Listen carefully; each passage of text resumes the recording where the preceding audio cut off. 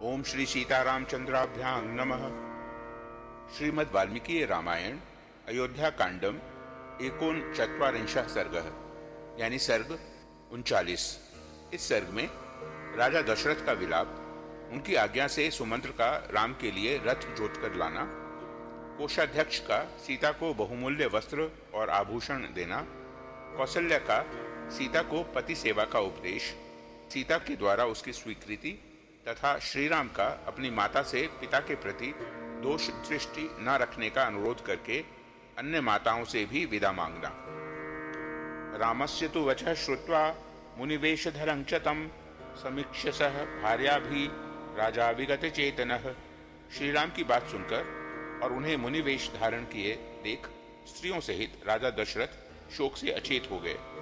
नैनं दुखेन संतप्तः प्रत्यवैक्षत राघवम् न चैनमभिसंप्रेक्ष्य प्रत्यभाषत दुर्मना। दुख से संतप्त होने के कारण वे श्रीराम की ओर भर आंख देख भी न सके और देखकर भी मन में दुख होने के कारण उन्हें कुछ उत्तर न दे सके। स मुहूर्तमिवा संज्ञो दुःखितश्च पतिः विललाप महाबाहु राममेवानुचिन्तयन्। 2 घड़ी तक अचेत सा रहने के बाद जब उन्हें होश हुआ तब वे महाबाहु नरेश श्रीराम का ही चिंतन करते हुए दुखी होकर विलाप करने लगे। मन्ये खलु मया पूर्वं विवत्सा बहवः कृता प्राणिनो हिंसिता वापि तन्मामेदमुपस्थितम्। मालूम होता है मैंने पूर्व जन्म में अवश्य ही बहुत सी गौओं का उनके बछड़ों से विछोह कराया है अथवा अनेक प्राणियों की हिंसा की है, इसी से आज मेरे ऊपर यह संकट आ पड़ा है। न त्वेवा नागते काले देहाच्यवति जीवितम् कैकेय्या क्लिश्यमानस्य मृत्युर्मम न विद्यते। समय पूरा हुए बिना किसी के शरीर से प्राण नहीं निकलते, तभी तो कैकेयी के द्वारा इतना क्लेश पाने पर भी मेरी मृत्यु नहीं हो रही है। योहं पावक संकाशं पश्यामि पुरतः स्थितं विहाय वसने सूक्ष्मे तापसाच्छादमात्मजम्। ओह, अपने अग्नि के समान तेजस्वी पुत्र को महीन वस्त्र त्याग कर तपस्वियों के वल्कल वस्त्र धारण किए सामने खड़ा देख रहा हूँ, फिर भी मेरे प्राण नहीं निकलते हैं। एकस्याः खलु कैकेय्याः प्रीतेयं खिद्यते जनः स्वार्थे प्रयतमानायाः संश्रित्य निकृतिं त्विमाम्।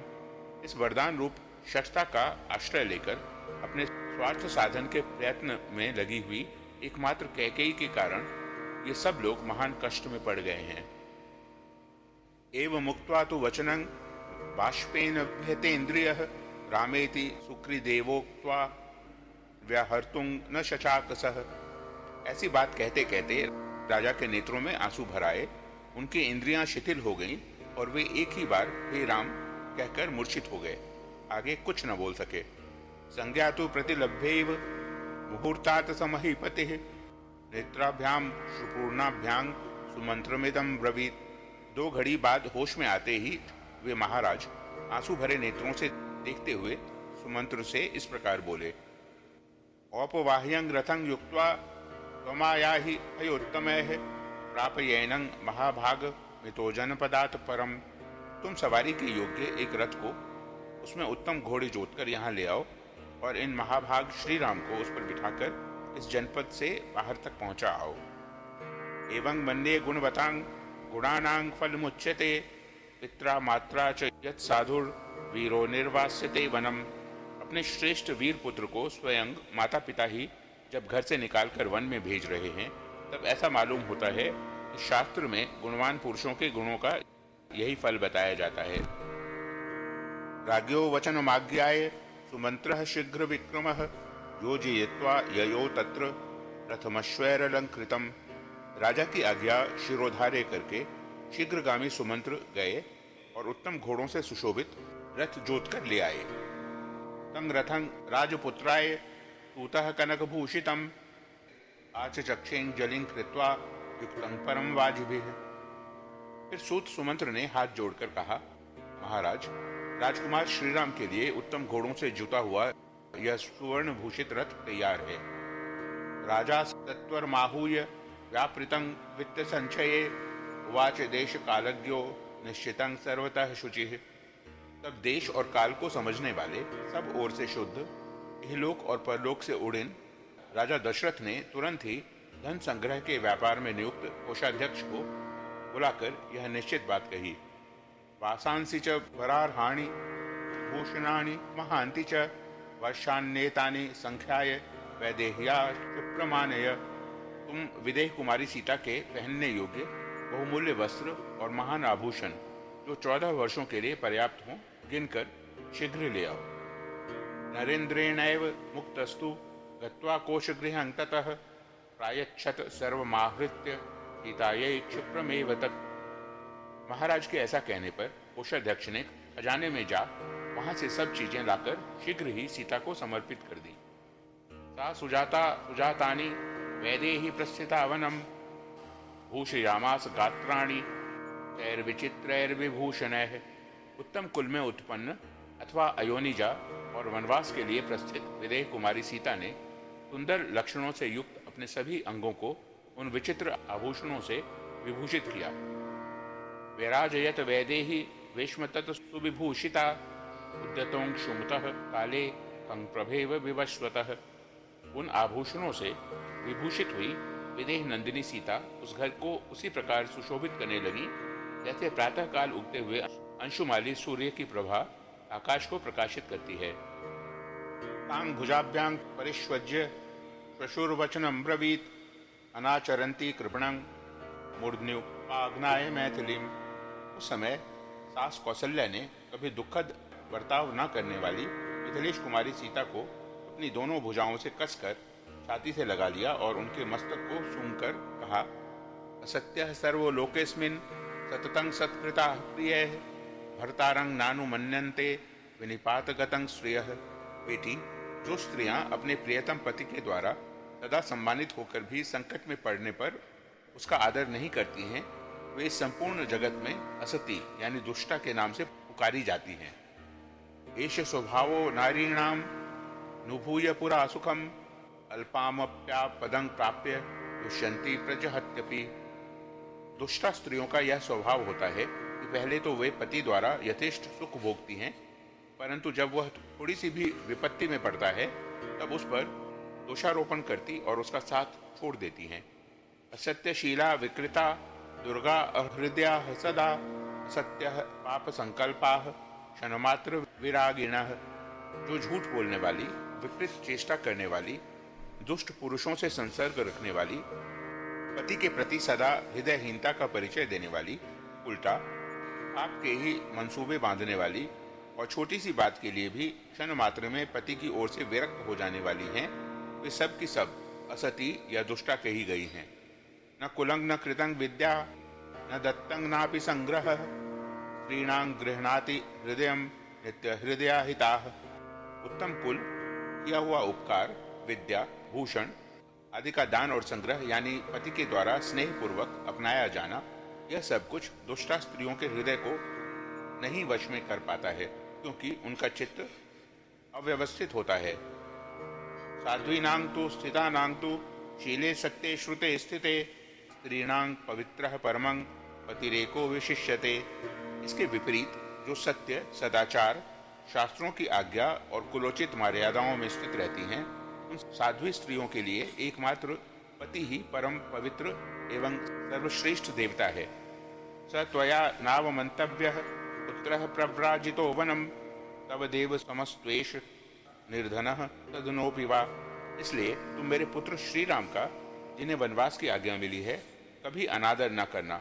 ये निर्धन हो या धनी, तुम्हारे लिए देवता के तुल्य हैं।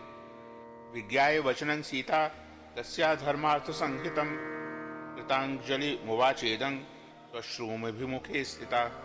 सास के धर्म और अर्थयुक्त वचनों का तात्पर्य भली भांति समझकर उनके सामने खड़ी हुई सीता ने हाथ जोड़कर उनसे इस प्रकार कहा, करिष्ये सर्वमेवाह मार्यांग्यदनुशास्ति माम अभिज्ञास्मि यथा भर्तुर्वर्तितव्यं श्रुतं च मे। आर्य, आप मेरे लिए जो कुछ उपदेश दे रही हैं, मैं उसका पूर्ण रूप से पालन करूंगी। स्वामी के साथ कैसा बर्ताव करना चाहिए यह मुझे भली भांति विदित है, क्योंकि इस विषय को मैंने पहले से ही सुन रखा है। न माम सज्जने नार्या समानयितुमर्हति धर्माद विचलितुं न हमलं विचंद्रादेव प्रभा। पूजनीय माता जी, आपको मुझे असती स्त्रियों के समान नहीं मानना चाहिए, क्योंकि जैसे प्रभा चंद्रमा से दूर नहीं हो सकती, उसी प्रकार मैं पतिव्रत धर्म से विचलित नहीं हो सकती। न तंत्री वाद्यते वीणा न चक्रो विद्यते रथः न पते सुख मेधेत या स्यादपि शतात्मजा। जैसे बिना तार की वीणा नहीं बज सकती और बिना पहिए का रथ नहीं चल सकता, उसी प्रकार नारी 100 बेटों की माता होने पर भी बिना पति के सुखी नहीं हो सकती। मितं ददाति हि पिता मितं भ्राता मितं सुतः अमितस्य तु दातारं भर्तारं का न पूजयेत। पिता, भ्राता और पुत्र ये परिमित सुख प्रदान करते हैं, परंतु पति अपरिमित सुख का दाता है। उसकी सेवा से इहलोक और परलोक दोनों में कल्याण होता है। अतः ऐसी कौन स्त्री है जो अपने पति का सत्कार नहीं करेगी। साहमेवं गता श्रेष्ठा श्रुतु धर्म परावरा आर्य किमव मन्येयं स्त्रिया भर्ता ही दैवतम। आर्य, मैंने श्रेष्ठ स्त्रियों माता आदि के मुख से नारी के सामान्य और विशेष धर्मों का श्रवण किया है। इस प्रकार पातिव्रत्य का महत्व जानकर भी मैं पति का क्यों अपमान करूंगी। मैं जानती हूँ कि पति ही स्त्री का देवता है। सीताया वचनं श्रुत्वा कौसल्या हृदयंगमं शुद्ध सत्वा मुमोच्चाश्रु सहसा दुख हर्षजम। सीता का यह मनोहर वचन सुनकर शुद्ध अंतःकरण वाली देवी कौसल्या के नेत्रों से सहसा दुख और हर्ष के आंसू बहने लगे। तांग प्रांजलिर्भिप्रेक्ष्य मातृमध्येति सत्कृताम रामः परम धर्मात्मा मातरः वाक्यम ब्रवीत। तब परम धर्मात्मा श्री राम ने माताओं के बीच में अत्यंत सम्मानित होकर खड़ी हुई माता कौसल्या की ओर देख हाथ जोड़कर कहा, अम्ब माँ दुखिता भूत्वा पश्येस्त्वं पितरं मम क्षयोपि वनवासस्य क्षिप्रमेव भविष्यति।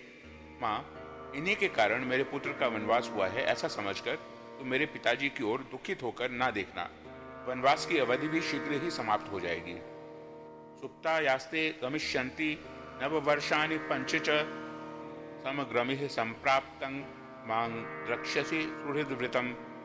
ये 14 वर्ष तो तुम्हारे सोते सोते निकल जाएंगे, फिर एक दिन देखोगी कि मैं अपने सुहृदों से घिरा हुआ सीता और लक्ष्मण के साथ संपूर्ण रूप से यहाँ आ पहुँचा हूँ। एता वदभिनीतार्थ मुक्त्वा स जननीं वचः त्रयः शतार्धा हि ददर्शावेक्ष मातरः ताश्चापि स तथैवार्ता मातृर्दशरथात्मजः धर्मयुक्तमिदं वाक्यं निजगाद कृतांजलिः। माता से इस प्रकार अपना निश्चित अभिप्राय बताकर दशरथ नंदन श्री राम ने अपने अन्य 350 माताओं की ओर दृष्टिपात किया और उनको भी कौशल्या की ही भांति शोकाकुल पाया। तब उन्होंने हाथ जोड़कर उन सब से यह धर्मयुक्त बात कही, संवासात परुषं किंचिद ज्ञानादपि यत्कृतं तन्मे समुपजानीत सर्वाश्चा मंत्रयामि वः। माताओं, सदा एक साथ रहने के कारण मैंने जो कुछ कठोर वचन कह दिए हों अथवा अनजान में भी मुझसे जो अपराध बन गए हों, उनके लिए आप मुझे क्षमा कर दें। मैं आप सब माताओं से विदा मांगता हूँ। वचनं राघवस्य एतद् धर्मयुक्तं समाहितं शुश्रूवस्ताः स्त्रियः सर्वाः शोकोपहत चेतसः।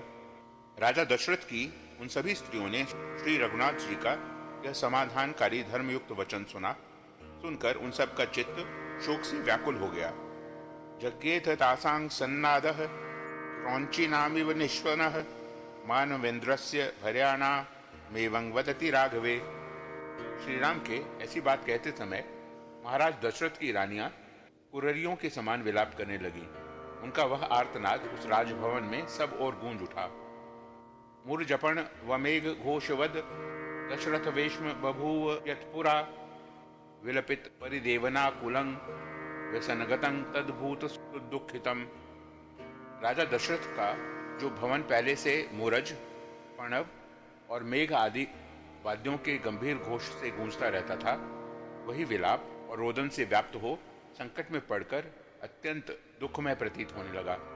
इत्याशे श्रीमद् रामायणे वाल्मीकिये आदि काव्ये अयोध्या कांडे 39 सर्गः। इस प्रकार श्री वाल्मीकि निर्मित आश रामायण आदि काव्य के अयोध्या कांड में 39वां सर्ग पूरा हुआ। ओम